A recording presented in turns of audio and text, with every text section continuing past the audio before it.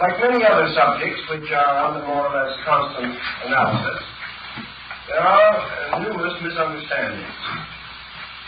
European alchemy is not of great antiquity, and the rumors about its roots in the mysterious past are highly symbolized. Actually, we have almost nothing on the subject of alchemy in European literature prior to the beginning of the 15th century, A.D. And nearly all of the so-called earlier works are backdated. That is, they were prepared and printed after the year 1500, but with fictitious dates of an earlier period added to them. There is very little of alchemy in the incunabula printing of the first 50 years of printing, between 1445 and 1500. And we have very little evidence that the alchemical writings attributed to ancient authors are genuine. For example, there are books, presumably, alchemical writings of Aristotle, which are certainly comparatively modern fabrications. Also, a number of fictitious characters were invented during the 16th and 17th centuries as having lived at a much earlier date, but these inventions or unreal persons have no historical foundation. Actually, we find the phenomenon of the rise of alchemical symbolism in thought almost paralleling the rise of European astrological speculation and the rising of secret societies and of Rosicrucianism in Europe. Now, alchemy is not limited to European countries, that we know. Remnants of it and references to it are to be found in the writings of many ancient Asiatic peoples. But the rise of alchemy in China, like that in Europe, is comparatively late when compared to the fabulous and legendary accounts thereof. So we must recognize we're in the presence of a rather mysterious situation, namely that a art or cult arose in Europe, which was given an antiquity by means of a certain exaggeration on the part of those working with it. And actually, alchemy, as we are going to consider it, developed within the period between about the year 1500 and the year 1700. During these 2 centuries, this symbolism developed and elaborated itself almost beyond human imagination. Most of the symbols employed by the alchemists were derived from earlier sources. But there was also a wonderful mixture of creative ingenuity evident in the designs and figures. Some are obviously derived from mythology, some from natural history, as it was understood or misunderstood by the writers of that period. Certain parts of it belong to the symbolisms of ancient religious cults. A part was taken from the older symbolism of astrology. Still other elements are almost unique to alchemy and do not occur elsewhere. Thus, historically speaking, we're dealing with a body of lore that rose to prominence, flourished for 2 centuries, and then gradually declined with the rise of chemistry as we know it today. I think we should bear in mind that there was an alchemy in antiquity, very roughly and inadequately drawn. But that actually, while we say that alchemy is the mother of chemistry, we might be wiser to realize that there was also a chemistry prior to alchemy, and that alchemy did not simply give rise to chemistry.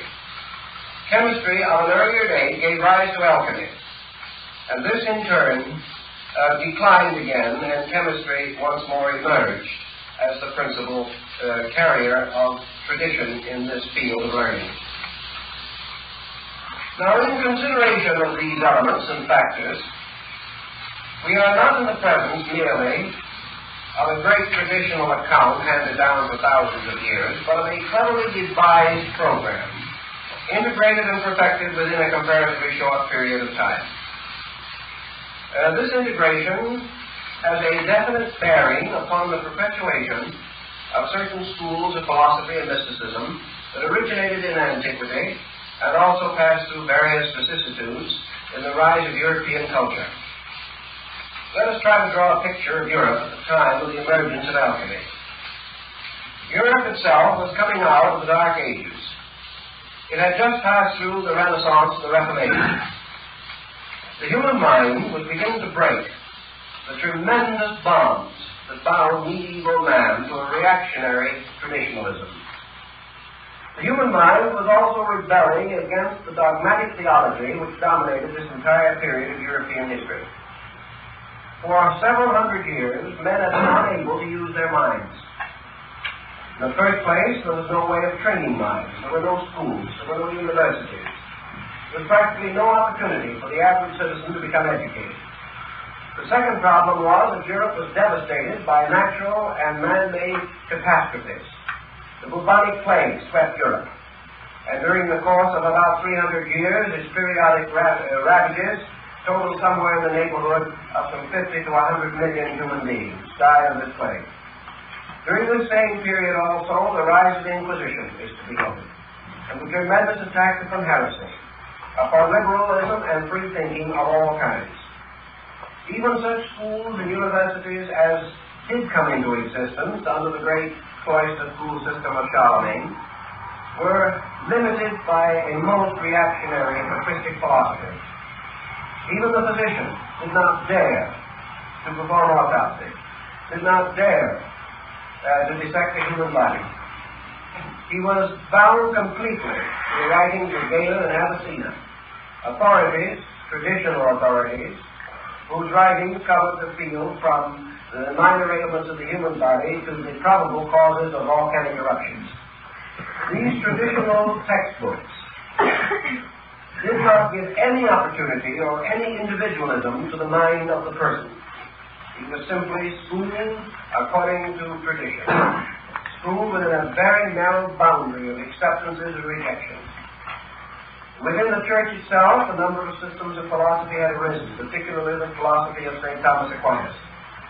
This man had a magnificent mind, but bound as he was, again, by the limitations of his church and his time, he was unable to break through into the free atmosphere of liberal thinking. Rebels of that period, like Bruno, Savonarola, and even Paracelsus, paid with their lives, or with their worldly goods and honors, for their efforts to break through this traditional path. In this same period, demonism and demonology and necromancy flourished. The mysterious magic attributed to King Solomon was restored. The grimoires came into existence, and men went out to crossroads at night to invoke spirits. It was a time of rather dismal intellectual benignness. Yet this oppression forced upon man was not exactly in order with his growth and evolution. A more ancient man had achieved much more. The Greek and Roman civilization had given to the world a magnificent look. The philosophical attainments of Egypt and the Near East were spectacular. And these achievements and accomplishments did not simply die. They could not. The human being will not stop thinking and cannot stop thinking because someone tells him he must. Thus, there was beneath the surface of European thought and European life a tremendous surge of intellectualism. A surge which could not break through, but which did begin to emerge as soon as the Protestant Reformation began to lift the boundaries on human thinking. So against this pressure from within the individual himself, the pressure of his own inadequacy, there was the force of a limiting condition of environment. Internal pressure, plus this tremendous adamant boundary fixed upon his thinking and living, resulted in an explosion, resulted in a definite breaking through from the internal psychic life of the human being. Now, we cannot say, I don't agree with some psychologists who affirm that alchemy simply emerged from the individual. That it did remotely and originally do so, and that its forms undoubtedly were influenced by the pressures of the human psyche, we do not deny. But I cannot accept that it was merely a spontaneous outburst. It was too well organized, too well developed, too carefully thought through. It is far more reasonable and likely that it represented a new appearance of a tradition struggling to restore its own place as a leader in the intellectual life of the human being. Now we know, as I have told you in other lectures, that after the Crusades, the returning Crusaders and the Templars and many other groups brought back to Europe a great deal of wisdom from the Near East. Also, the rise of Moorish culture in Spain resulted in a liberation of the human mind and a return of lines and departments of knowledge hitherto long removed from European civilization and culture. We know that all through this transition period, secret societies originating in antiquity and perpetuated quietly but strenuously by certain individuals did move beneath the surface of European life and politics. These societies, striving for survival and also for their major purpose, which was the liberation of the human mind, continued to operate quietly but effectively, as we know from the stories of the troubadours, the guilds, and many other groups. Now, as far as it is possible to determine, alchemy was devised as a means of perpetuating a secret kind of knowledge under the symbolism of chemistry. Now, why was chemistry chosen? Let us reply by asking another question. Why did the Dionysians and later Masonic organizations use architecture for exactly the same purpose? In other words, we know that the Dionysians believed that the building of a temple was a symbolization of the building of society and of the human soul. But at a time when it seemed advisable to move in secrecy, the active properties of the esoteric law were concealed under appropriate figures and devices. And just as the building of Solomon's temple came to mean the building of human society, so the transmutation of metals came to mean the transmutation of the personal and collective life of humanity. The symbolism was adroit because the alchemist had hit upon a basic truth, namely that all departments of nature can be brought under one general pattern, and any science thoroughly understood is a key to nearly all other forms of learning. Thus, in alchemy, the entire weight of an important philosophical system was trusted to chemistry and chemical symbolism. We may say that this was suitable and proper for the reason that against this symbolism there was no well-integrated body of opposition. Had these philosophers revealed themselves as philosophers, they would have been persecuted. Had they advanced their ideas on a religious level, they would have been executed. Had they attempted to develop psychological training, they would probably have fallen victim to the Inquisition. But as chemists, they had several appeals. First of all, medicine and the chemical sciences were accepted by theology. They were accepted as necessary, and the Church had no direct opposition to the advancement of medical science. It did not agree with it particularly, but it accepted it. The second thing is that this symbolism strangely intrigued the covetousness of the human mind. During the rise of alchemical symbolism, many princes, powerful leaders of both church and state, hired and maintained alchemists and carried elaborate research programs because alchemy promised to transmute base metal into gold and to discover the universal medicine and the elixir of life. And there wasn't a rogue in Europe who didn't want to live longer. And there wasn't a king in Europe who did not want additional funds in the treasury. So the appeal to the cupidity and the selfishness of mankind helped to protect the alchemist from persecution. He had hit upon a wonderful formula. And even though he did suffer to some degree from the greed of princes, still for the most part he was catered to and pampered. And we remember the street of the gold makers in Prague, in Czechoslovakia, where a whole colony of these alchemists worked together for a number of years under the princes of Bohemia and other royal patrons. Now, it must have been rather interesting to realize that these alchemists were supported, maintained, and nursed along by the very tyrants who alchemy expected to eliminate. It was carry the step as he must by degrees.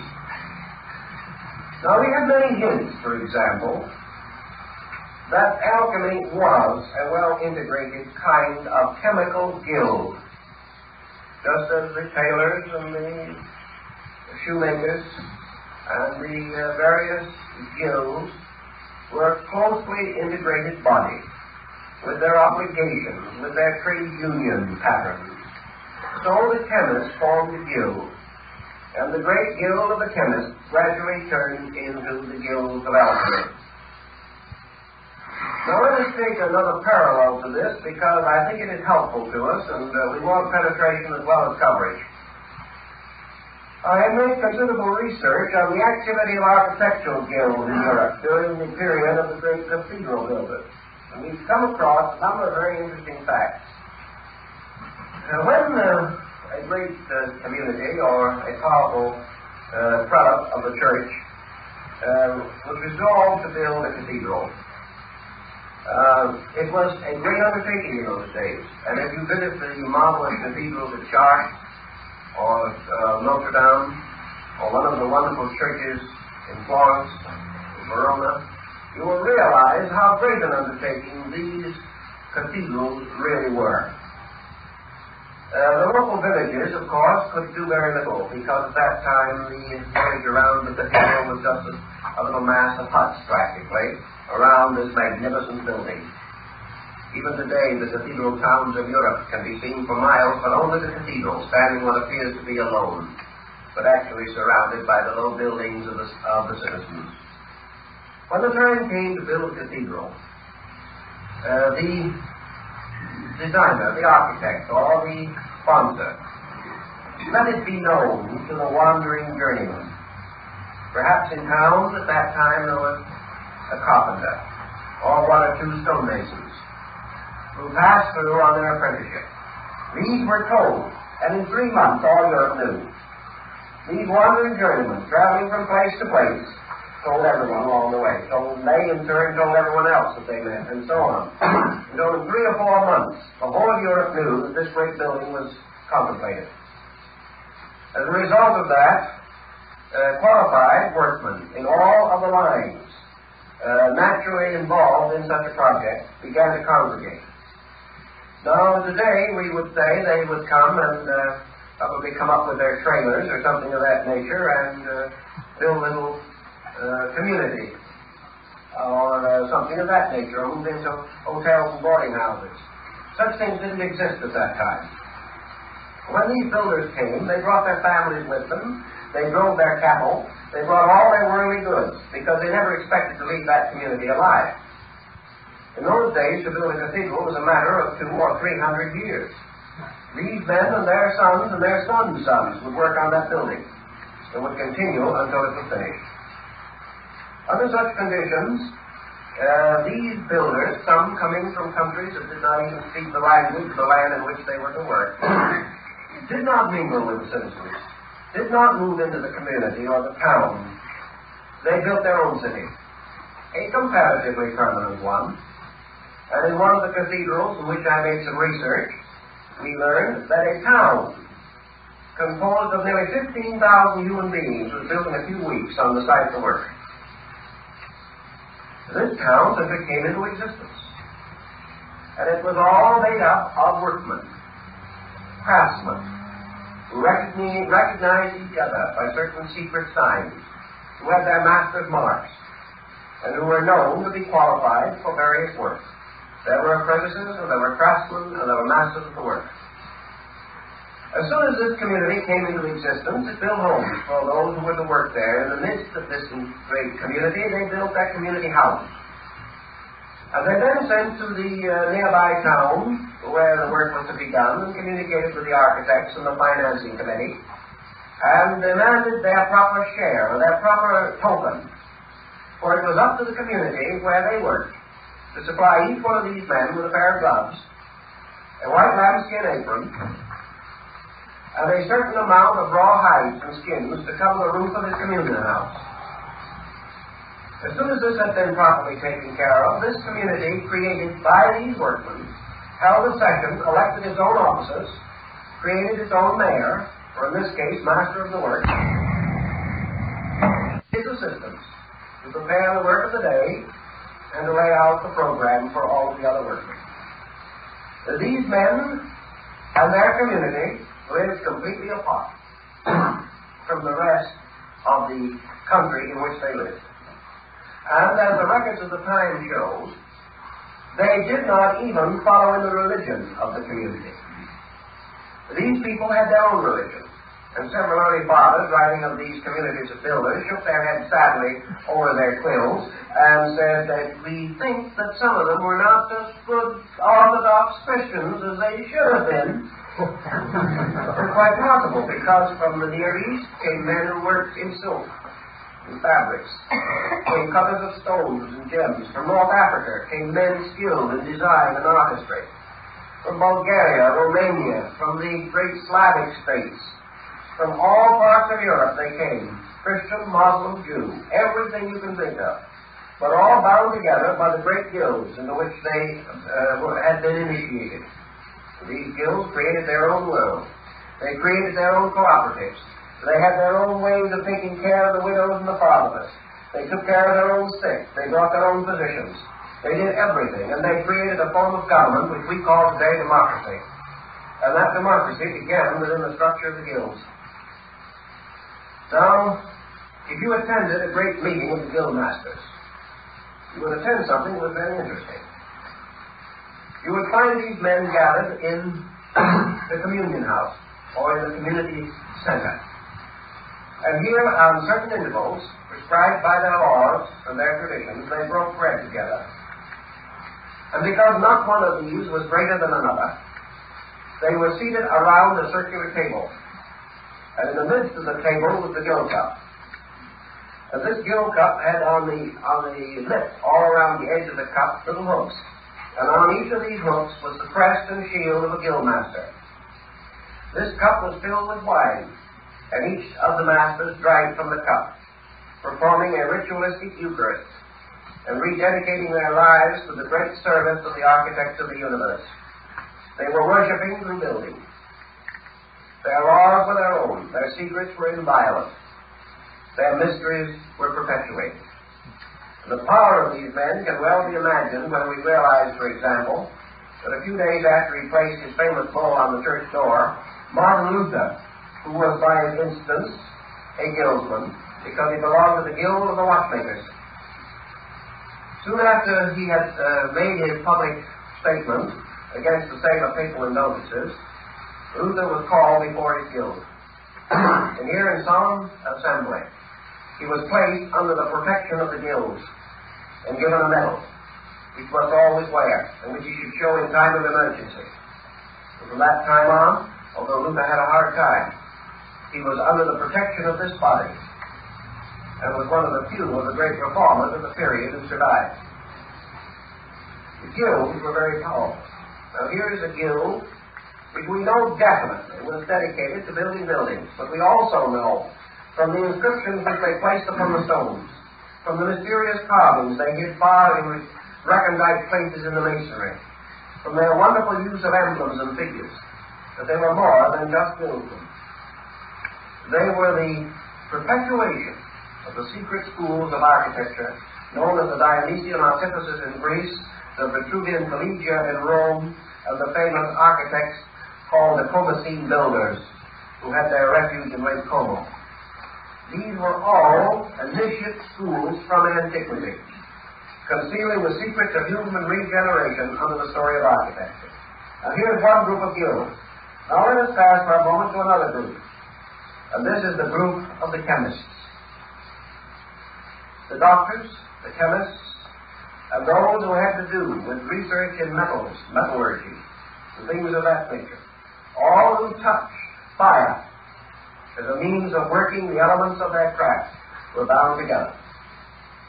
And this mysterious body of chemists, although it did not build cities at the foot of cathedrals and do things of that nature, was an integrated body. And it was also in close relation to the crafts of the builders. After a great deal of research, I was finally able to recover ancient drawings of the original doors of the Cathedral of Notre Dame in Paris. The reason this was important was that the original doors, which were removed at the time of the French Revolution, that these doors, which were cast in bronze, and I suppose to have been the work of the devil, all such interesting things were at that time. On these doors was the complete formula of alchemical transmutation. The doors were a mass of hermetic symbols. Now these doors could not have been placed there by the chemists, unless these chemists had also been in very intimate association with the cathedral builders. It was part of the same type of guild. Another guild that is of very great interest to us is the Bookmakers Guild, the printers.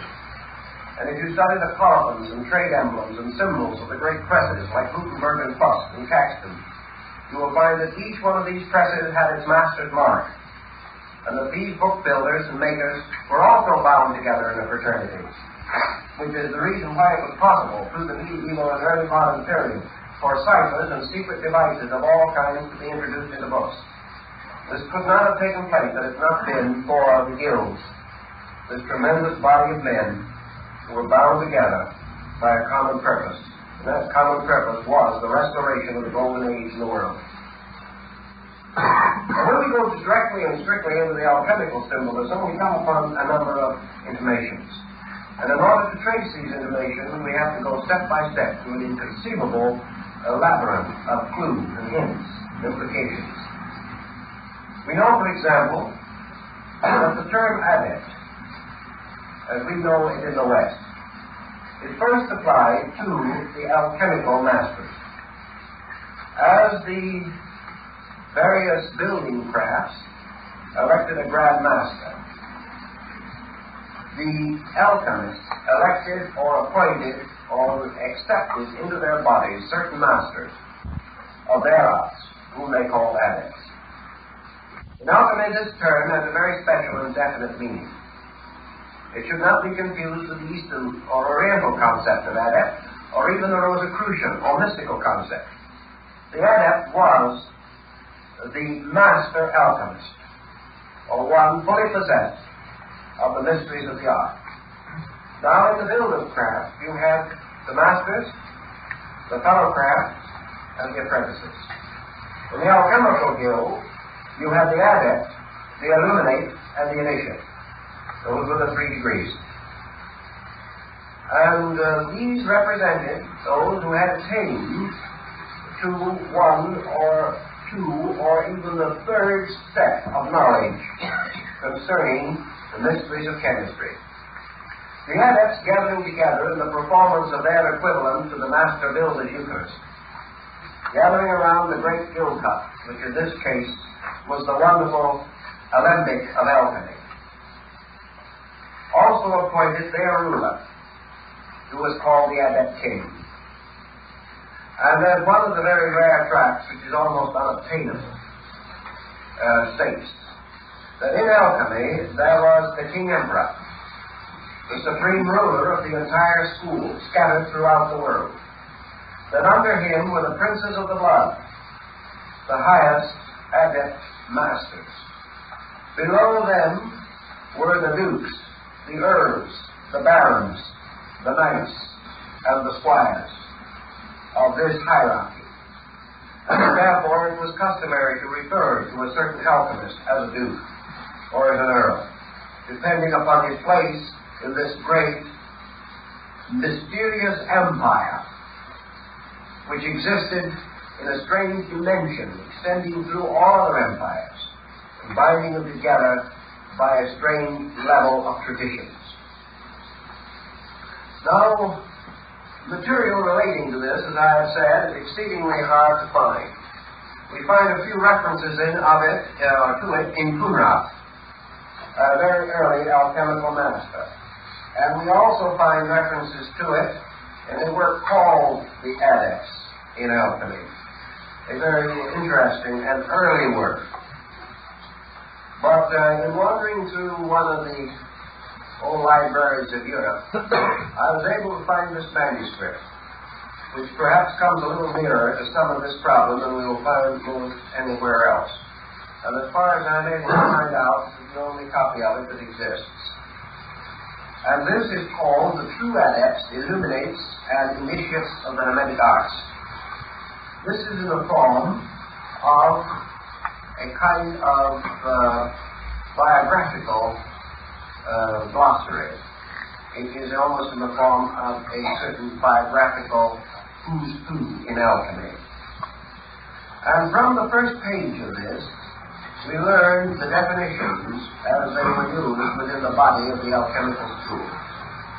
The term adept is properly applied to one who has learned the great work and who has performed it. That is the proper term for an adept. The term illuminate or illuminist is properly related to one who has experienced the mystery of the work, but does not know how it is performed. This is a rather curious differentiation. The term initiate is one who has achieved to the knowledge of the method, but has not performed the work. Now this is the way in which the guild of the chemists was divided. Following this is a list, prefaced by the fact that it must always and ever be remembered that there are false adepts, false illuminates, and false initiates, but that the genuine ones can be determined only by those who have the knowledge to investigate the secret marks and symbols. Then we have here a list of the adepts of the school, both imaginary and historical, and also the degrees of their development within the school. We learn from this book, for instance, that according to the alchemical tradition, Moses was an adept. We learned that Solomon was an adept. And this brings us very close to the fact that Solomon was also supposed to have been a great architect and a master of those mysteries. Then we learn also, as we go on through these lists, some of the other names involved in this. The Apostle John, a sublime illuminate. Hermes, an adept. Orpheus, an adept. Apollonius of Rhodes, an initiate. Homer, an initiate. Ptolemy, an illuminate. Virgil, an initiate. You can go right down through this book, and you will find all of the principal names and their ranks in the school. We also learn that Avicenna was an initiate. Albert the Great, Albertus Magnus, was an adept. St. Thomas Aquinas was an initiate. Roger Bacon was an initiate. Raymond Lewis was an adept. I won't try to read them all because many of the names are not particularly important to us now. But this work carries on through all of the different steps of alchemy, pointing out that these different teachers, masters of the schools, were actually bound together in a pact. Now when we take an alchemical tradition and we come to the discovery that it includes Orpheus and Homer, we know that we're not dealing with chemistry, because these men were not chemists. We were dealing with an esoteric system of which the alchemical schools in Europe were comparatively recent development. Verdi, an illuminate. Michael Meyer, an initiate. One of the interesting things we find as we go along through here is that a number of names that are a little better known to us are also to be found if we go near the end of the list. We know, for instance, that this list, strangely enough, ends with a comparatively familiar name, and that is Baron Emanuel Swedenborg, an Illuminate. Now, when we study Swedenborg and his association with Saint Germain and Cagliostro, we have reasons to believe that the book is probably correct. But this is, as far as I know, the only who's who of the Hermetic Adepts there is. But the principle behind it is that the entire work was an integration, was a definite system devised for a purpose. And that purpose was concealed under a series of alchemical or magical symbols and devices, the meanings of which we will try to explain at least in part as this series progresses. Now, the next thing that I want to bring up in connection with the alchemical tradition is to try to orient what, basically, alchemy stood for. Generally and broadly, we know what it meant. We know that by transmutation was implied regeneration. We also know that the symbolism of alchemy was exact. Why? Because it was based upon an exact science, chemistry. We also realize that as we go into it, that perhaps the nearest parallel we can find to it in our common experience in the modern world is yoga. In other words, alchemy was an esoteric discipline. It was a discipline based upon an exact science of human regeneration. Now, just as in almost all of the exact sciences of antiquity, it is assumed that the keys were lost, and that therefore the mystery of the cult or sect is no longer to be found. This I question very greatly. The second point that I think we should try to realize and understand is that the alchemists were not only interested in the regeneration of man, but in the restoration of the philosophic empire, as established in the concept of Plato. This restoration of the philosophic empire was to be undertaken by a broad political program. So alchemy penetrated and permeated practically every political and social state of the world, extending as far as China, throughout India, throughout the Near East, and even extending into the Central and South American areas of the Western Hemisphere, where chemistry had reached a fairly high degree of proficiency. Around the alchemical speculation, as it is, we have developed a great number of overtones. And these overtones can best be understood by reference perhaps to some of the alchemists themselves. Following this list, and only using approved members of the Bookmaker group, the aristocrats of the order, we find, for example, that certain alchemists are more reliable, more careful, and obviously more informed than others. Among the best and greatest informed of these adept alchemists was Raymond Lewis. Another one highly proficient and skilled was Bacillus Valentinus, monk of St. Benedict. A third very highly efficient one was George Ripley, the English chemist. And a fourth, equally at least recognized and remembered for his important contributions to the subject, was Michael Sandovalius. These were among the great names in alchemy. Therefore, when we read them, taking a work such as the Triumphant Chariot of Antimonium by Basil Valentine, we come always upon lines like this: Woe, woe, woe unto the gold makers. And another line in Ripley which says that whoever believes that the transmutation of physical metals is the end of alchemy is a fool. All these things are tossed in. Very little is made up, because at that time it was advisable to unveil the secrets too completely.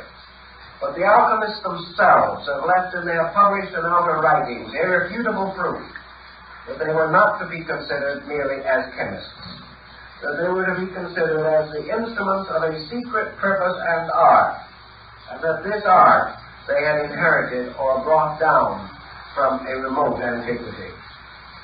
The alchemical symbolism itself was very recent, but the method or mystery behind it was very old. The second and another important point is that the alchemical tradition moving into Europe Christianized itself intensely. But this Christianization was no part of its original symbolism.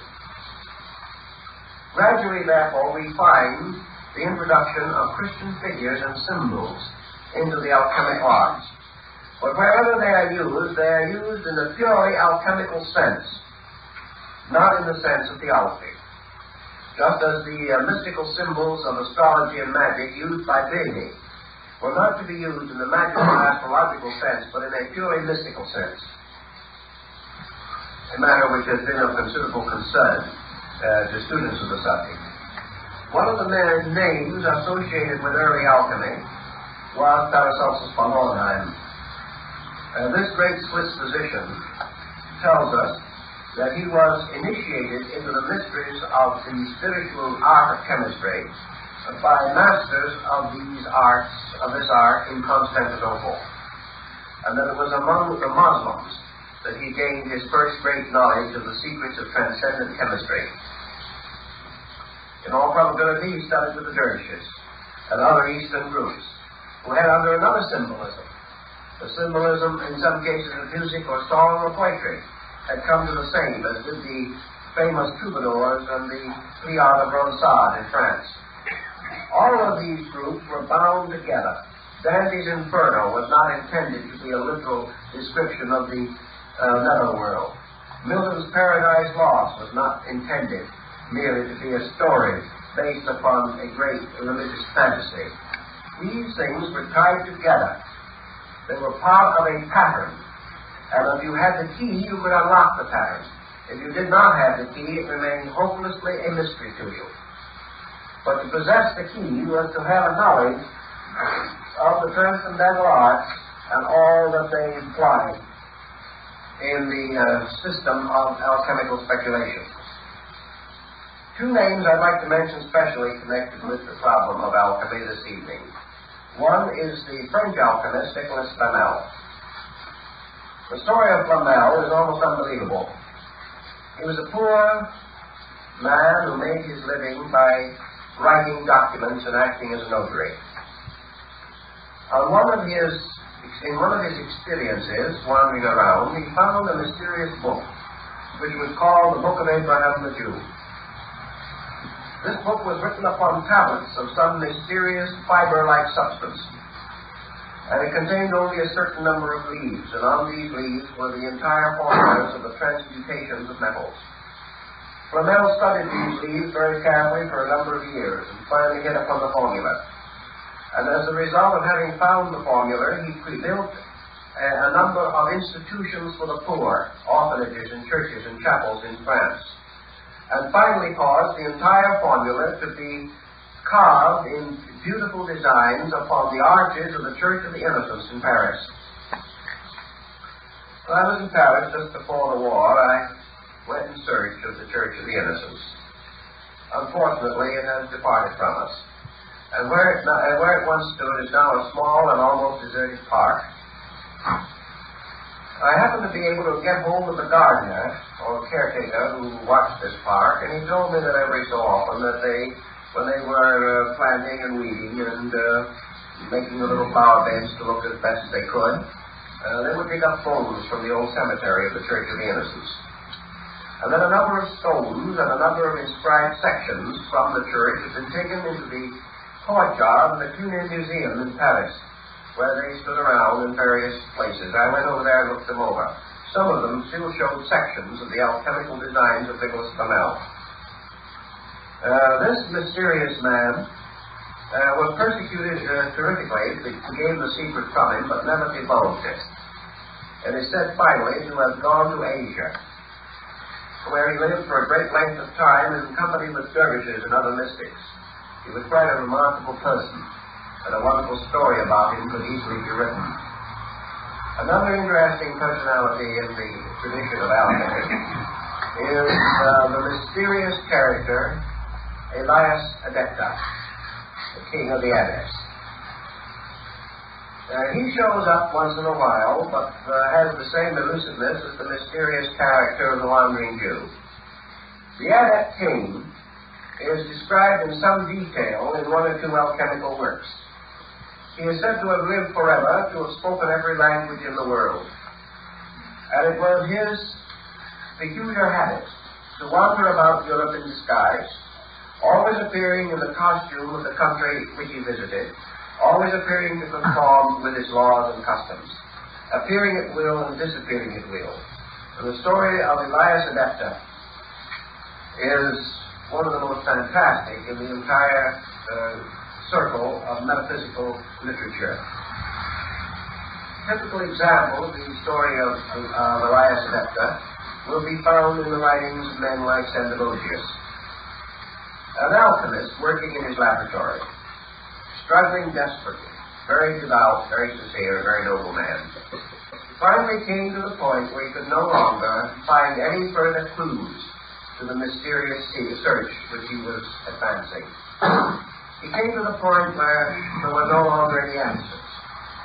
He did not know what to do next. He had done everything that he could think of and conceive of, and had studied and worked and labored and prayed and meditated and gone as far as he could.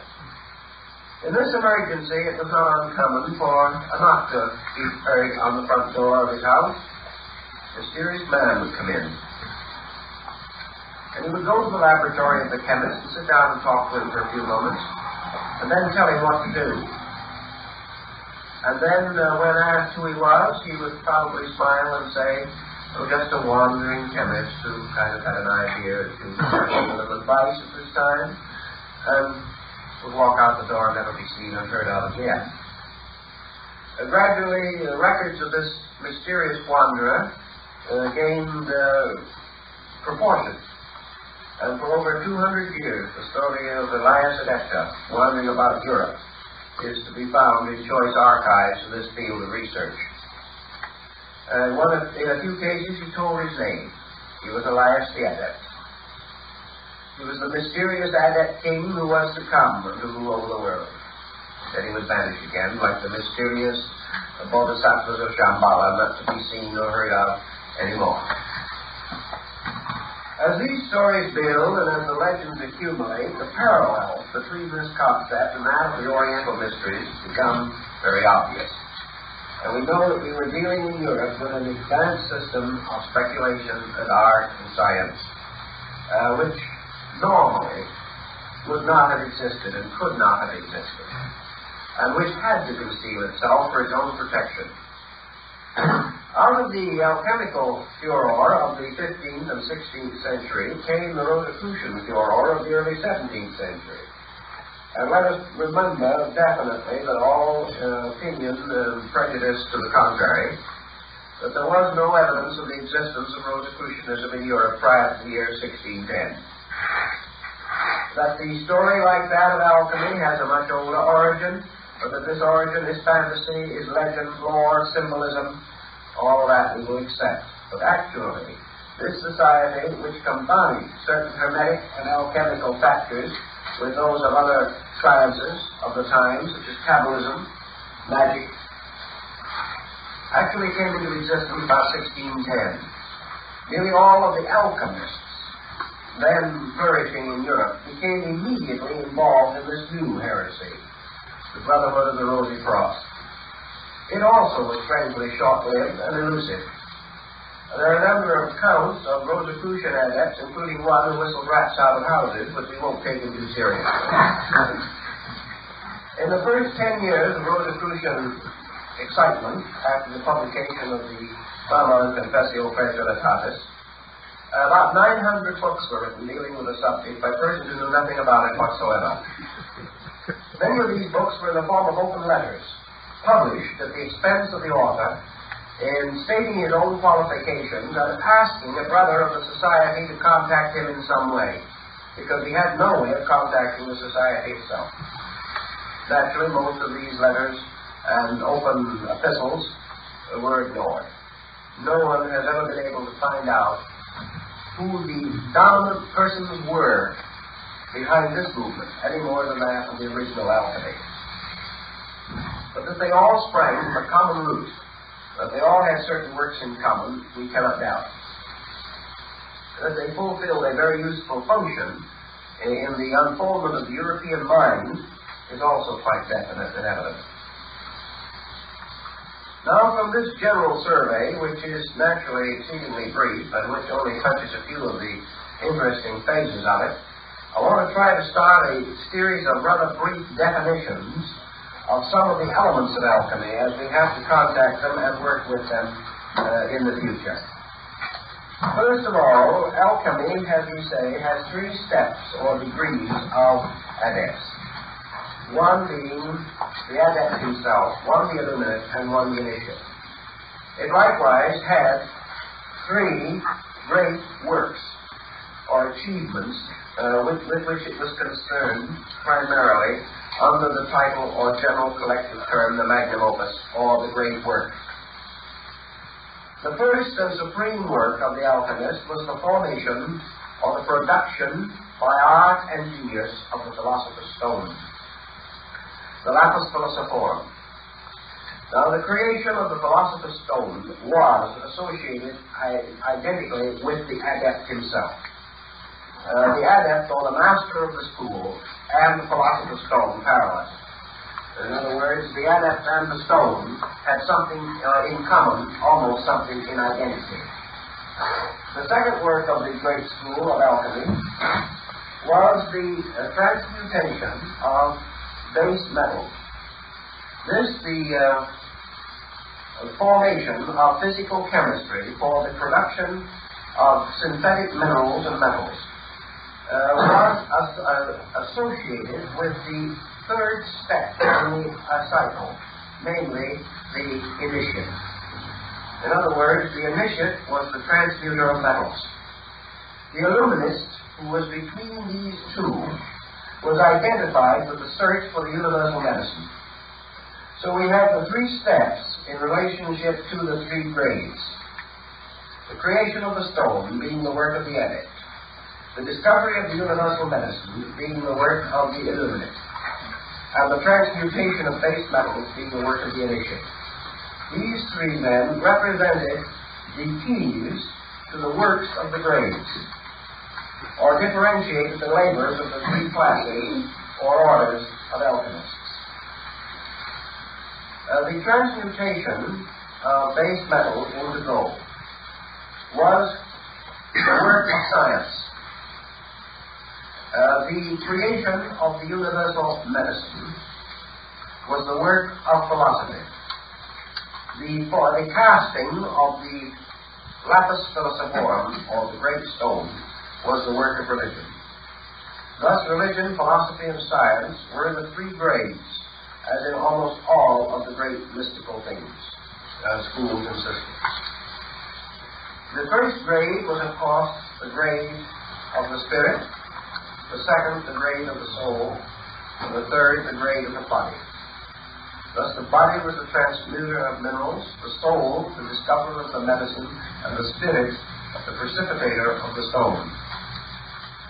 Von Welling, the great German adept, gives us a very definite series of definitions, indicating that these accomplishments conceal the rituals, rites, and secret ceremonies of the grades, and that therefore, under the heading, for instance, of the transmutation of metals, we have an interesting symbolism. The alchemist represented metals under usually 7 symbols. These 7 symbols being identical with the planetary symbols of astrology. Thus, for instance, lead with Saturn, iron with Mars, and so on.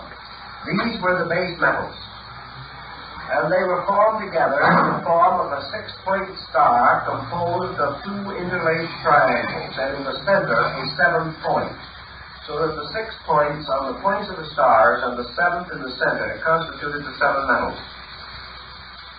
Now, the alchemists also drew this, as defined in the Septium Verum, in the form of 7 of these 6-pointed star patterns arranged in a circle like a wreath. In each one, a different symbol of a different metal was in the center, and the other 6 surrounded it on the points of the stars. Each one, therefore, told us the simple point that the alchemist himself made out, namely that each one of the metals contains all the others. Now, if we take the points of the metals and we change these into the 7 liberal arts and sciences, we shall then have a key to the great social reform of the transmutational level of alchemy. In other words, your 7 metals are the 7 departments of human society.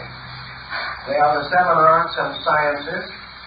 They represent the 7 races, the 7 continents, all of the great systems of septiums by which the world's life and progress are measured.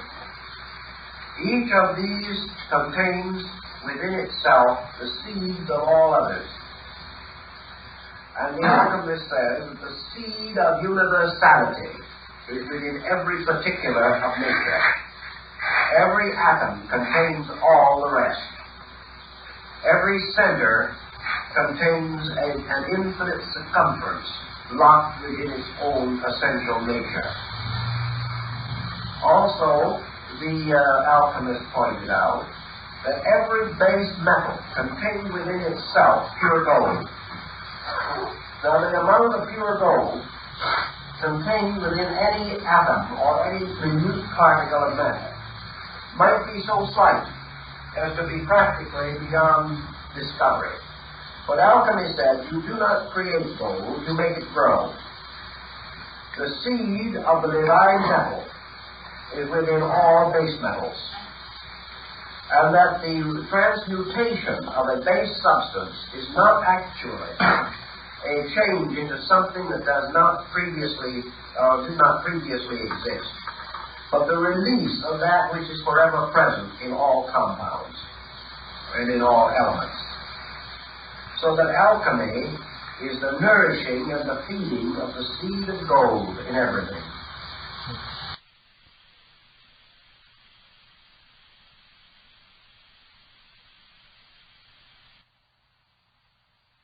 The outer forms of these arts and sciences to remain unregenerated. Thus, in the field of learning, alchemy is the regeneration of arts and sciences, not by reforming them, essentially, but by releasing through them the seed of truth which is locked in each one of them, to make the seed grow, to accomplish the mysterious multiplication from the mango seed, like the fabled legend of Indian magic, was the problem of alchemy. Now, in the transmutation of metals, another important point was brought out, and that is that the outer bodies of the metals are irreconcilable.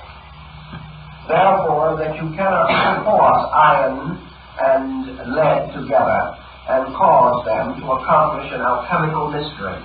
You can fuse them to produce an alloy of some kind, but you cannot force them together to release their own spiritual power. Therefore, before metals or elements can be given a new birth in the spirit, they must die. And the death of elements, the destruction of minerals, the complete elimination of the formal nature of the forms of things is part of the alchemical procedure. Therefore, alchemy was a death and a resurrection, and comes very, very close to philosophical symbolism as we come to this level. All of the outer bodies and structures of metals must die before the spirits of these metals can unite to form the mysterious transmuting agent which is called the red lion. This again has very great significance, and the alchemist finds comfort in the words of the Scripture, "But unless a man be born again, he shall not enter the kingdom of heaven." For every one of the forms of nature must die before the life within that form can be liberated or released. Therefore, alchemy then approaches the problem of human intelligence. And it says that before the individual can become wise, he must destroy the false mind, which presumes to possess knowledge. He must destroy opinions before facts can come. He must tear down old walls before he can build a new house. And in the doctrines of the alchemical mysteries, it is first necessary to destroy the personality or the individuality of metals before they can be brought together to form the transmuting agent. Now, in the transmuting agent itself, called the red lion, or the power of projection, which was one of the great symbols of alchemy, the master was said to carry, particularly Elias Adepts, who was Elias the artist, that the master carried with him a little box which contained the power of projection, and that one grain of this powder would transmute into pure gold 100,000 times its own weight in base metals. Here we are obviously in the presence of an advanced type of symbolism, because obviously the power of projection represents consciousness itself, all on the level of knowledge, truth, which transforms ignorance, and consciousness itself, which can transform body up to 100,000 times its own weight. Therefore, the power of projection is consciousness itself, by means of which all base substances can be transformed or changed. The red lion is the symbol in alchemy of illumination, the mysterious enlightenment from within, which is the rebirth of the soul of metals. This illumination, according to alchemy, was achieved through the blending of 7 arts and sciences, which were the 7 sacred arts and sciences of the ancients. Thus we proceed in symbolism a little way. We don't want to go too far now because we have to examine these things in greater detail. So we then consider the creation of the universal medicine, which was the work of the Illuminists. Now, how is this universal medicine to be found? The basis of this medicine goes back into a very ancient symbolism, and that is the production of the spirits of metals and the spirit of gold, which can be captured in wine.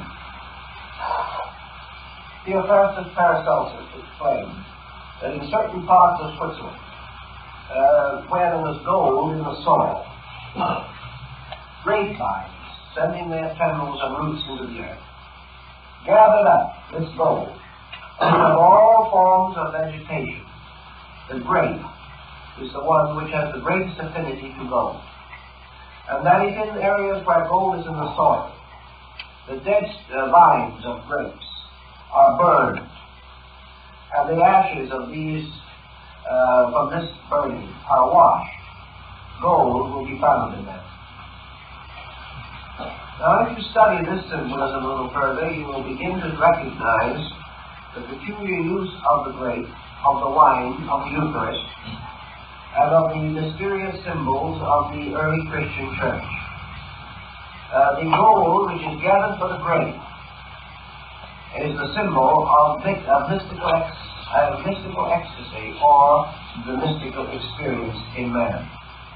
For this experience gathers the available consciousness. And we remember that the Christos, or the symbol of the illuminator and the initiator, refers to himself by saying, I am the vine. This mysterious vine of life, the grape, the symbol of the Dionysian Eucharist, and later brought into the church, is therefore closely associated, as with the Grail, with illumination. The universal medicine is the mystical experience arising within the individual. It is the basis of the healing of himself and of all nations, and the bringing about of the power of the healing of all sickness, for sickness is healed by the mystery of grace.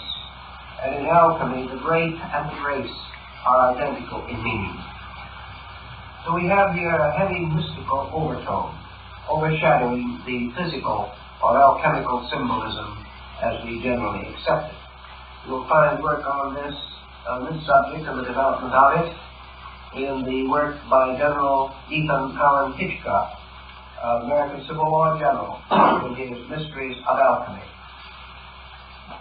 Now, the lapis philosophorum, or the diamond stone, the diamond soul, also is reminiscent of many religious systems.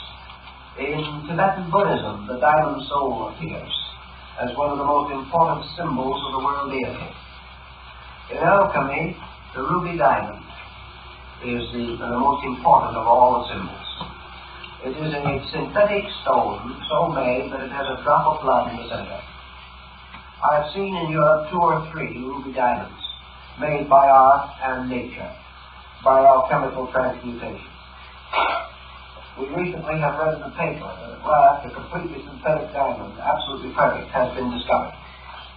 And this undoubtedly is the same basic principle as the idea of alchemy. For this reason, alchemy says very simply, that which occurs psychologically within man will also occur physically in chemistry. In other words, alchemy does not deny that base metals can be transmuted. But it says that the laws used in this are the same laws as those used in the transmutation of man himself. Therefore, as the individual gains the secret art for the transmutation of his own nature, he can also transmute physical substances. Because one set of laws is involved. If, however, he attempts to transmute base metals without having the secret of the transmutation within his own consciousness, he will not only fail to transmute his consciousness, but will be unable to transmute the metals. Many alchemists began their work as experimental chemists. And this brings us another important key to the thing. These experimental chemists began by a sincere and inevitable conviction that they could transmute base metals physically. So they took the writings of the alchemists with their strange descriptions of mysterious monsters, of agents, of black birds, of double-headed phoenixes, of kings and queens, of the celestial hermaphrodite, of the crystal homunculus, and all these other emblems of alchemy. And they began to ponder them, trying to find out how to make an honest diamond. That's how they found out. They pawned their family goods. They went out and bought all kinds of equipment and alembics and retorts, test tubes and furnaces, and with bellows and artistry they blew and they puffed. Like Titus de Mirandula, who spent many years working on this subject but did not arrive, or Eugenius Delites, who finally was killed by an experiment in his own laboratory. But these artists, struggling to understand the symbols, fighting day by day with the processes in their retorts, gathering their dew upon plates of glass on the various configurations of the constellations, seeking for the gold-bearing grapevine, working with the formulas, studying the designs and symbols. These very physical chemists, as Michael Sandovalius tells us, who was one of them, started with this simple intent to transmute base metals and become rich. But they hadn't gone very far when something began to happen to them. They began to find within themselves a realization that they were too limited in their own perspective. As they went along in their researches, they found they depended upon faculties keener than those of mere reading. One of the simplest things they had to face was the problem of trying to find out what the author had concealed behind these strange devices. These devices became meditation wheels. They became like Buddhist mandalas. They began to challenge the individual who studied them. And as months went on and years went on, and this individual went further and further into the arts, he began to sense within himself other dimensions that he had not previously considered. And after he had been working more than 10 years in his laboratory, Sandovalius suddenly came to the realization that alchemy was not a physical science, but a spiritual one. He discovered himself. It grew on him, so to say. He learned step by step through the unfoldment of his own faculties. He found then that this mysterious twisting road that led through the symbols was a constant coaxing of something out of himself. he finally grew to be so intuitive that he could read between the lines. And as he began to read between the lines, he began to see the larger dimensions of the art. Until at last, he cried out in dismay and distress to think that he had wasted so much time on the outer shadow of something that was so much more important than he had originally believed. Gradually, he found that the study of these symbols released something out of his own nature. And he began to sense the real mysteries of alchemy. So we have another definition that has to sink in somewhere along the line. I might as well slip it in right now. Namely, that the initiate is the intellect. That the illuminate is the intuition. And that the adeptus is the consciousness. And that they're all inside of himself and all his work.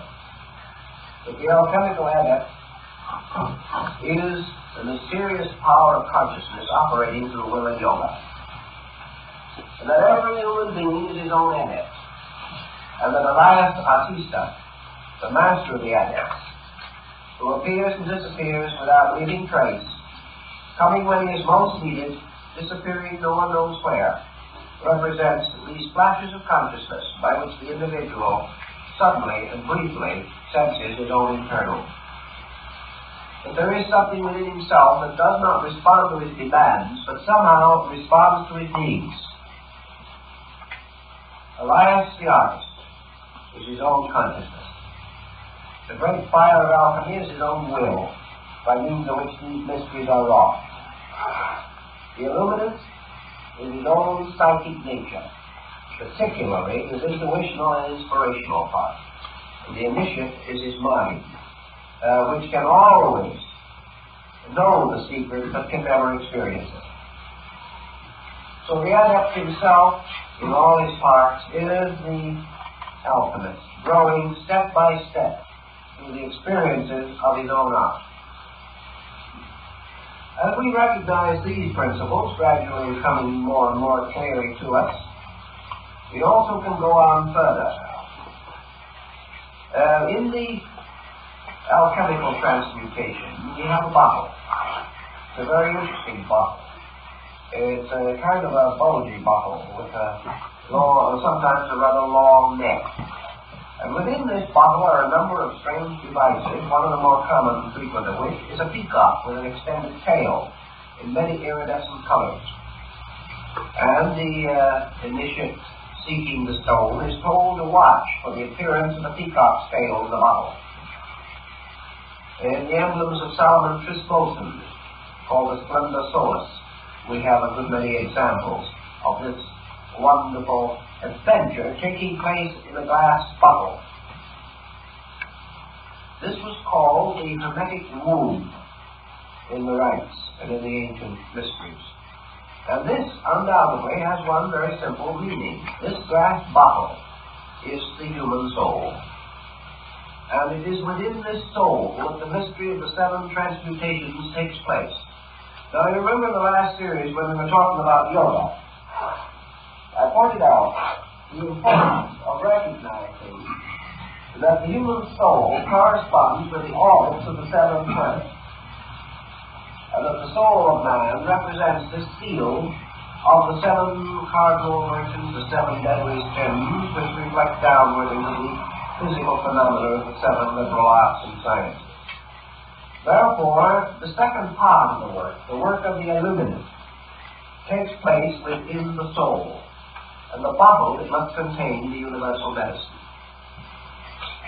Now, this universal medicine is achieved through the mystery of the 7 parts of the human soul, a doctrine which originated probably in Egypt, where there is specific reference to the 7 souls of man and how they in turn influence the destiny of his life.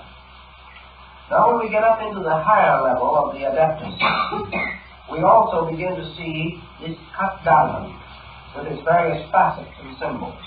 And the further we go into that diamond and the study of it, the closer we get to the great geometric solids of Plato's Pythagoras. The diamond is a symbol of a symmetrical geometric solid, the sign of the perfect form in nature. The diamond soul is itself, of course, a symbol of the universe. It is a symbol of consciousness. It is a symbol of spirit. It is a symbol of the perfect power which is released or made possible or available to man through regeneration. Now, all these different elements become more than mere hints. We must accept them as hints. We must work with them as best we can until we gain more and more knowledge of them. Now, also in alchemy, you have another mysterious symbolism, which is called the ladder of the sages, or Homer's golden chain, which binds the ship of life to the pinnacle of Olympus. Homer's golden chain is a sequence of 7 interlocking elemental symbols, by means of which spirit and body are united. The soul is therefore the symbol of union, and there comes out of this another great and important emblem, and that is the rise of the term Hermetic. Hermetic is associated with the later Egyptian divinity Hermes, who belongs to the period of the Gnostic revivals in North Africa. Is a very mysterious being, around whom the great vision of the Pyramandries of Hermes has been compiled. We use the word hermetic today to symbolize something that is sealed so that air cannot get in, as hermetically sealed jars or bottles. This is again a reference to alchemy. Hermes was the patron of alchemy, which was also referred to as the hermetic art. Now Hermes carries always the caduceus, or the winged staff. He's represented with wings on his heels and wings on his hat, and usually dressed somewhat in the garb of a Roman soldier. He's a kind of an effective-looking little fellow in his own way, but very few students have really given him a great deal of thought. Now Mercury, in the old astrological symbolism, has to do with the intellect, and to a certain degree it still has that relation in alchemy, because mind unites spirit and body. Mind is the link between man as an internal and man as an external being. So the mind man becomes into himself from environment, and through the mind man expresses the inner nature of his own consciousness. Thus mind is a common ground within himself. But the alchemists use mind much more in the sense that we use the psyche of the soul. For to them it included both male and female attributes, and represented a psychic field or pattern. And Mercury was therefore the common solvent, or quicksilver, by which all metals could be united or brought into synthesis. Mercury was the absorbing power, so that actually, according to their doctrine, the Philosopher's Stone was composed of the union of salt, mercury, and sulfur. Sulfur representing consciousness or spirit, salt representing earth or body, and mercury representing mind or the solvent. In this symbolism, using the Hermetic analogy, we come upon a number of very interesting and important parallels or elements, each of which we will gradually develop along with other symbolism. Mercury now emerges as something that unites or forms a common ground, absorbing into itself things otherwise irreconcilable. Let us try to understand that in terms of human experience, in something that is familiar to us. What is there about us as beings, or what faculty or power do we possess by which we can reconcile opposites, by which we can bind together through experience things held differently or regarded as irreconcilable in nature or quality? What is this most mysterious and absorbing agent? The Greeks and later the Hermetists and the Alchemists declared that the psychic field of man was capable of accepting from above spiritual powers and reducing them to the level of mind and emotion, and that this also, the soul, was able to cause bodily elements and external phenomena to ascend into this middle zone and be absorbed into soul quality. So that the soul was the common denominator, the link, the common field into which both spirit and matter passed, and in which they seemed to die, to be reborn again as one body or being.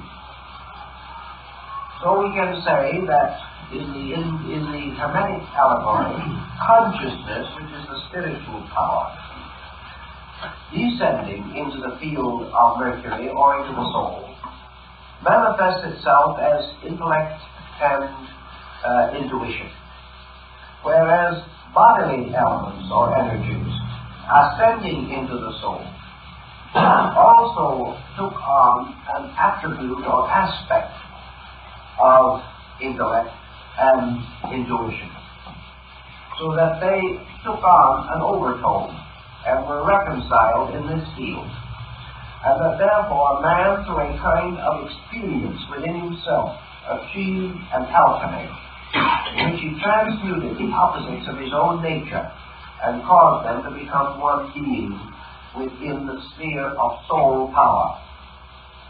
So we have the formula very simple.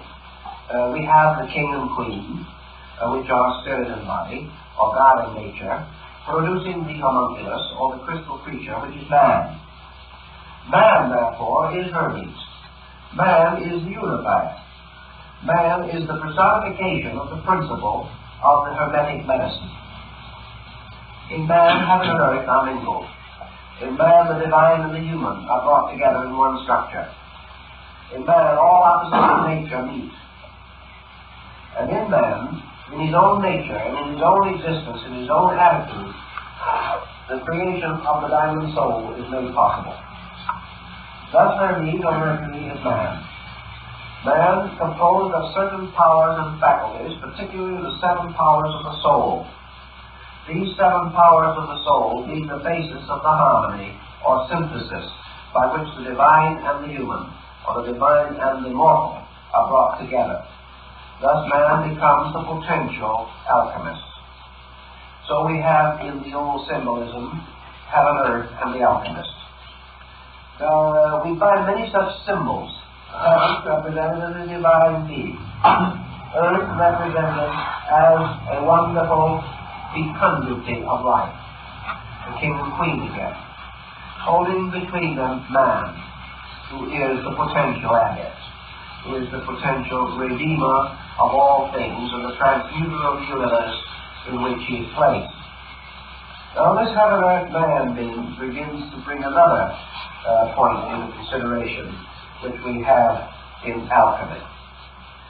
So we have a trinity of terms, which are only found in certain of the old alchemical ABC books, as they are called, the abecedarian writings of early alchemy. And here we have God, nature, and art. Now alchemy was called art. And it was called art in a definition which says, an art perfects nature. Alchemy says there are no miracles to be performed by art. Art merely anticipates nature and achieves its greatest work by becoming a handmaid of nature. Bacon, the English philosopher, refers to art as the power to perfect nature through intelligent cooperation. So art becomes the symbol of alchemy. In nature, all things are growing. All things are unfolding their life. And all things are moving inevitably and victoriously towards perfection, or toward the state of pure and complete being. But the path is slow, the means are continuous, and the achievements are imperceptible at any given time. Now, in a field of man's researches, such as horticulture, for example, comes along a person like Mr. Burbank, or a man like Dr. Carver.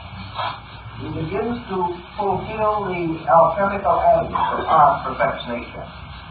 Burbank became a great student of plant life, and he finally learned how to use the laws governing plant life to hasten the growth of plants. He didn't break any laws. He didn't perform any miracles. He simply used knowledge and helped the plant to help itself. This is art, which is man's voluntary cooperation with the plan of life. The plan will be perfected without man, but it will take millions of years. Man will perfect himself over a great period of experience by trial and error. Man will go on suffering, dying, until he learns how to live. This is the long road. He will continue to make mistakes, will learn ultimately the laws governing his own conduct, and in the fullness of time will learn to keep those laws. But man may also do many things. He may learn how to work with laws. He may learn that through his own voluntary cooperation, he can make things grow more rapidly. Through will, wisdom, and discipline, he can make himself grow more rapidly. Not by performing a miracle, but by cooperating with nature.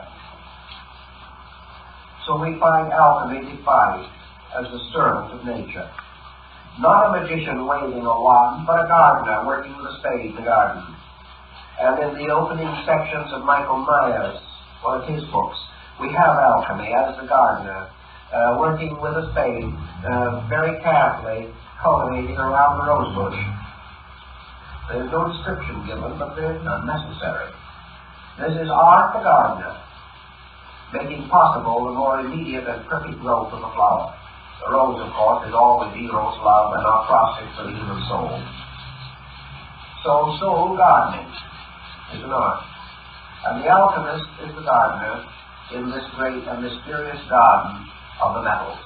So we find around the gardener growing on various trees symbols of all the metals. He is a gardener working in the field of the metals. He is making them to grow. The artist also is the gardener working in the garden of his own soul, making it to grow, releasing the seven powers and faculties which are exoterically represented by the seven senses of man, unfolding all the potentials there, keeping faith with the law, making the law to reveal itself through working with it, through following its own rules and causing the law to fulfill itself more immediately through obedience. Another symbolism appropriate to the idea is the gardener weeding his garden. He has valuable plants there which he wishes to protect. Therefore, he takes away the weeds. He fertilizes the ground. He cultivates it and makes it possible for his precious plants to grow better.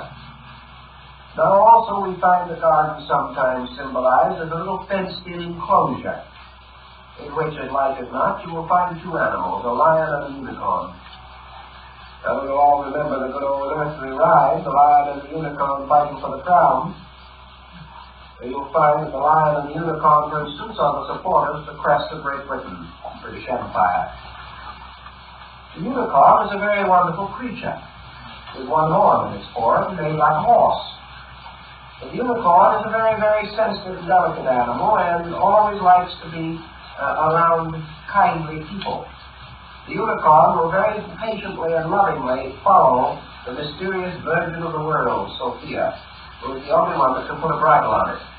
This is a very interesting bit of symbolism also, because what is one horn but one pointed? And what is one pointed except will or consciousness itself?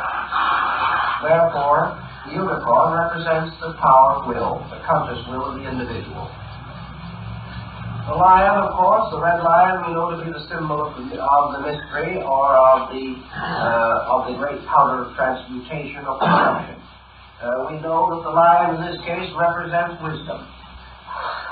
So will and wisdom captured in a God can accomplish great and wonderful things. Because the struggle of will and wisdom, seeking for the crown, of course the crown is Keter, the symbol in the Hebrew Kabbalah of the supreme power, of the supreme reality of all things. The crown of power and rulership. There are many uses of alchemical symbolism in other departments of living. We also find, for example, in the alchemical doctrine, constant references to various symbols used in the Bible. We find, for instance, that the complete transmutation and the production of the mysterious universal medicine is believed to be contained within the Canticles of Solomon. In other words, the song which is Solomon's contains the complete formula for the production of universal medicine. And the alchemist can break it down and show you word for word, line for line, how that follows through the various researches the various cycles of transmutation. Another very important alchemical formula is said to be concealed in the Lord's Prayer. Now, the alchemists, who recognize that that is true, were telling two stories at one time. They were telling that they had found that the Lord's Prayer was an exact example of psychic chemistry.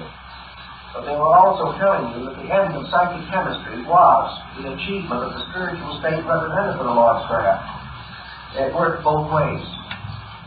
And that also that the state of holiness or piety, or the state of prayerful contemplation of reality, was the alchemical transmutation. That the transmutation of fear into faith, for example, was the overcoming of the black symbol of vitriol. All these things worked out on moral and ethical levels. The only difference between them and our general concept of knowledge lies in the exactitude of the symbol.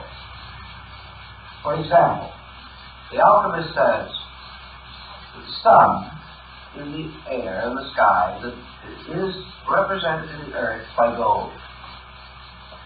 Therefore, the gold and the sun are the same thing exactly in vibratory principle. That the gold in the earth and the sun in the sky are polarized to the pulse point in the human heart. And therefore, that the human heart, the sun and gold, are all in sympathetic ratio to each other. And that they are of an identical and proper nature. And that they have certain powers in common.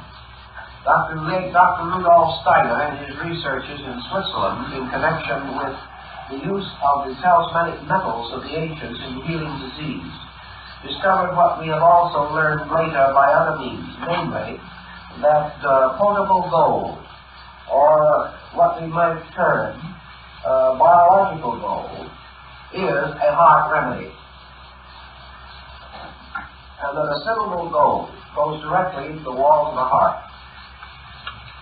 Thus, the sympathy that was represented in alchemy was recognized as an existing fact in nature, and that these different principles all work together. Now, the same thing was true with other parts of the universe. Everything that was morally true was scientifically true. If it is true, for example, that wisdom is better than ignorance, that can be proved on terms of chemistry. It can be proved in terms of music, in color, in tone, in sound, in everything. That all values that exist ethically also exist scientifically. And that the polarities of all the elements are to be found in the moral and spiritual life of the individual. And that which constitutes a good life also constitutes an exact working formula for a chemical compound. That just as surely as man is able to integrate certain patterns in his own living, the laws governing these patterns are exactly the same as those used in architecture. And a happy, harmonious, well-integrated home can be mathematically diagrammed, and the diagram will be the perfect structure for a building. This is what Leonardo meant by certain of his canons. In other words, there is a dynamic which extends from one level of life to another. Pythagoras knew that if you played a certain chord of music, that this chord, in its mathematical vibration, could be and was equivalent to the basic key to the structure of a building, the basic key to a chemical compound, a basic formulary law, everything. All these things work together constantly. Therefore, if you have a perfect method of purifying a metal, you have a perfect method of purifying a government, a perfect method of purifying the human body and the human soul and the human mind. If you can make certain elements work together, you can make certain philosophies work together, certain sciences meet, certain races mingle. All these things are ruled by the same law. There is one master pattern, which is the great archetype. And all our sciences unfold this archetype. And whatever is true of the individual is true of the collective. Whatever the law is working in nature, it must work in man. And just as surely as certain energies in space unite to produce worlds, so certain energies in man must meet and mingle to produce the development and unfoldment of his body and his functions. There is only one set of laws. And these laws become the keys to the Hermetic art. For the Hermetic art is nothing but the reduction of good intentions to a science. These arts tell you that if you have 7 powers of metals in nature, you have 7 organs in the body, you have 7 glandular structures of importance within the body, you have 7 principal orifices in the body, you have 7 principal centers in the brain. All of these are tied together by a sympathy. And as you have certain planets in the sky, so you have certain planets in the soul. And as these planets, by their forms, release certain psychic energies and intensities through man, these 7 energies have in their turn created the arts and sciences, which are nothing but rationalizations by man along the lines of his own energy. Man is able to build a house and to master architecture because he has a principle of architecture in his own soul.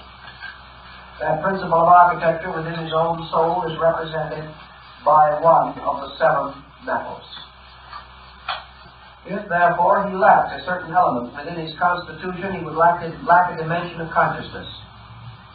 If gold was removed from his body, he would not only die, but assuming that he did not die, a proportion or dimension of consciousness would depart from him. Every one of these things is tied together, forming one tremendous, all-inclusive pattern. And the pattern itself was described in the Hermetic arts as the tomb of Christian Rosenkreuz. For in this tomb was all of the symbolism of a miniature universe, and in the ceiling of it burned the ever-burning lamp, which was the symbol of consciousness. As therefore the consciousness in nature produces the world, so the consciousness in man sets up septenaries within itself. These septenaries are all on sympathy with each other, exactly like tuning forks, which at the same pitch will react to the sound one or the other. The same way diseases represent certain perversities in vibratory rates. These diseases can be reached by sounding their keynotes. They can be neutralized by other rates of vibration, representing their antipathies. This was the basis of the sympathetic medicine of Paracelsus, who treated the ailments of Mars with the power of Venus and the ailments of Saturn with the power of Jupiter. But when you say Saturn and Jupiter as planets, you're also referring to elements, to minerals, to medications, to degrees of consciousness, to sense perceptions, to soul perceptions, to intuitional faculties, and to the whole gamut. Because all of these things move on the same vibration patterns. Thus we have in alchemy this concept of one universe, in which a series of formulas exist.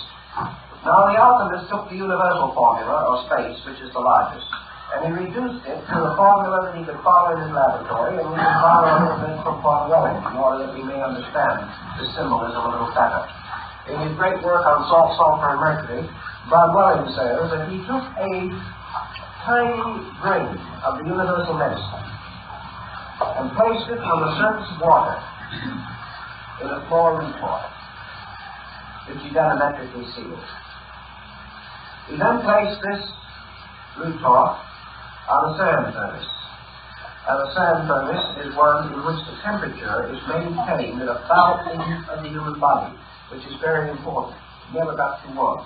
The heat was applied only through sand. There was a thick layer of sand between the heat and the retort resting in the sand. And Von Welling says that after a certain time, when the heat within the bottle reached that temperature of incubation, or the temperature, as he says, that is achieved by the hen sitting on an egg, when that peculiar natural heat level was reached, this grain of the elixir, or the mysterious powder, began to move. And he said as he watched it, it began to spin. And as it spun, it threw parts of itself off. And these parts that flew off began to move around it. And in a half an hour, he saw unfold within the retort a complete solar system. Why? Because every unit must follow the law of the entire. Now, if he had used a different level of analogy, he could have taken that same grain, placed it within another type of bottle, with another group of elements to work with, and under the same heat and a length of time, this grain of the eternal elixir would have begun to move in a different direction, would gradually have taken the whirling proportions of the human embryo and would have ultimately developed into a human body called the Homunculus. He would have done exactly the same thing. And he would have had the tiny human being in the body. Now we also have, in the Paracelsian theory, the possibility of reviving all kinds of forms from their own ashes.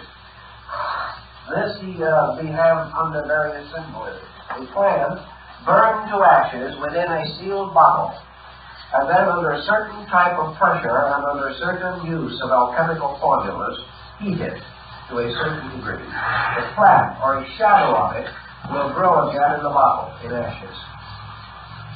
Years ago, I had an interesting experience with which we will try to explain this. A man came to me who had spent many years up in the northern part of Canada, along the Klondike. He was an old gold miner. And he said, there's something that I've never been able to understand, namely that gold grows. He said, we could work out a vein, leave it for 10 years, and come back to it, and there was more gold there. He said, we were convinced that this gold accumulated in some way, drawn by whatever amount of gold was still left in the vein, the little part that we didn't get. The seeds were still there, and this gold grew. And he said, as a proof of that, he said, I took a piece of ore with a small amount of gold still in it, and I placed that gold in an hermetically sealed jar, small jar.